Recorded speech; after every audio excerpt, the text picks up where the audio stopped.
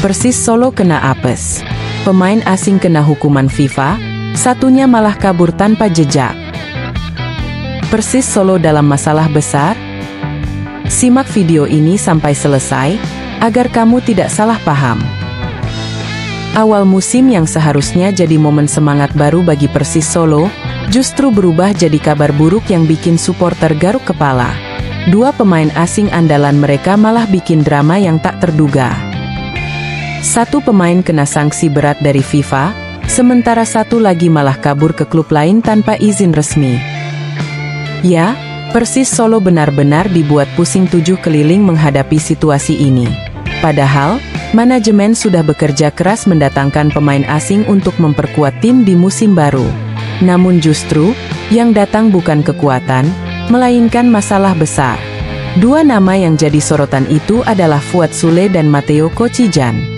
Dua-duanya kini sedang jadi perbincangan hangat di kalangan pecinta sepak bola nasional. Mari kita mulai dari kasus yang bikin geger lebih dulu, yaitu Fuad Sule. Pemain asal Portugal itu baru saja bergabung dari klub Irlandia Utara, Glentoran FC. Tapi siapa sangka, di balik transfernya, tersimpan bom waktu, yang akhirnya meledak di Persis Solo. Sule ternyata masih menjalani sanksi larangan bermain dari FIFA akibat kasus keributan di liga lamanya. Ironisnya, hukuman itu belum selesai, dan justru baru diketahui setelah ia sempat bermain di laga perdana melawan Madura United. Alhasil, Sule kini harus absen panjang dan Persis kehilangan satu gelandang bertahan utama di saat paling dibutuhkan. Kronologi hukuman ini pun cukup mengejutkan. Pada April 2025, saat Glentoran FC bertemu Larne FC, pertandingan berjalan panas dan diwarnai perkelahian antar pemain. Sule ikut terlibat dalam insiden itu, dan Federasi Sepak Bola Irlandia Utara langsung menjatuhkan larangan tampil selama 9 pertandingan. Hukuman itu kemudian dikonfirmasi oleh FIFA dan berlaku secara global, artinya tak hanya di Eropa, tapi juga di Indonesia. Nahas bagi Persis Solo, mereka baru menerima surat resmi dari FIFA tepat setelah laga melawan Madura United selesai. Bisa dibayangkan betapa kagetnya tim pelatih ketika tahu pemain barunya ternyata sedang dalam sanksi internasional. Pelatih Persis, Peter De Roo, pun tak bisa menutupi rasa kecewanya.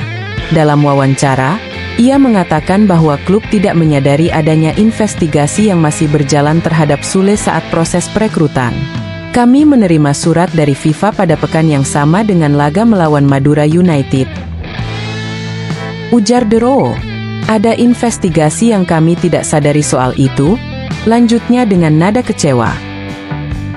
Situasi ini membuat Persis harus memutar otak karena mereka kehilangan pemain yang sudah masuk dalam skema utama. Padahal, Sule digadang-gadang jadi jangkar lini tengah untuk musim ini. Namun ternyata, masalah Sule bukan satu-satunya badai yang menimpa Persis Solo. Tak lama setelah itu, muncul kisah tak kalah mengejutkan dari pemain asing lainnya, Matteo Kocijan. Gelandang asal Kroasia ini sebenarnya sudah didaftarkan Persis tepat di hari penutupan bursa transfer, 31 Agustus 2025. Tapi yang bikin publik heran, Kocijan tak kunjung datang ke Solo meski sudah diumumkan secara resmi oleh klub. Pihak manajemen bahkan sempat mengirim surat teguran resmi, tapi tak ada balasan yang jelas. Kocijan hanya mengabarkan sempat sakit dan dirawat di Qatar, sebelum akhirnya diketahui, ia malah pulang ke Kroasia. Situasi makin kacau setelah kabar dari media Kroasia, Klikajhar, muncul ke permukaan. Media itu mengonfirmasi bahwa Kocijan sudah bergabung lagi dengan klub lamanya, NK Tehničar 1974, yang bermain di Liga Amatir Kroasia.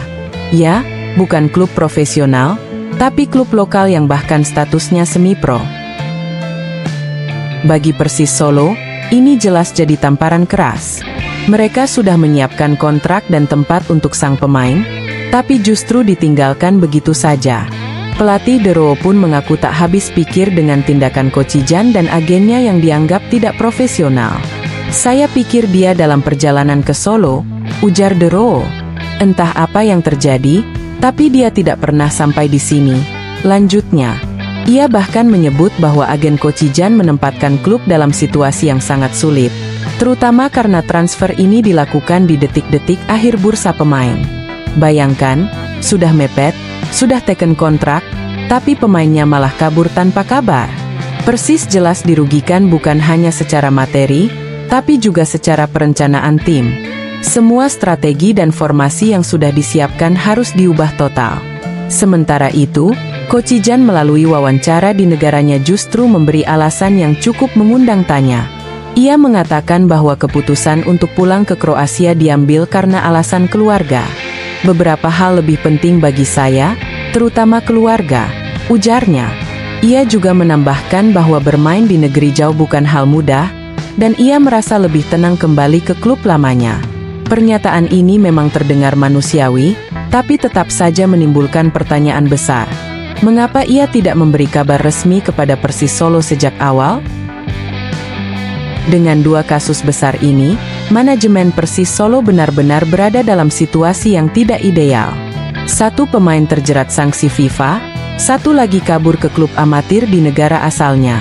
Padahal musim baru-baru saja dimulai, dan ekspektasi supporter begitu tinggi. Banyak yang menilai ini sebagai pelajaran berharga bagi klub-klub Indonesia agar lebih hati-hati dalam proses perekrutan pemain asing. Jangan hanya tergiur nama besar atau video highlight, tapi harus memastikan legalitas dan profesionalisme si pemain. Meski begitu, Persis Solo tetap berusaha bangkit dari kekacauan ini. Klub dikabarkan akan mencari pengganti secepat mungkin dan sedang berkomunikasi dengan beberapa pemain asing baru. Pelatih Dero juga menegaskan bahwa tim tetap fokus menghadapi laga-laga selanjutnya di BRI Super League. Kami harus move on dan tidak boleh larut dalam masalah ini, tegasnya. Dukungan dari supporter Laskar Sambernyawa juga terus mengalir, meski banyak yang masih kecewa dengan situasi ini.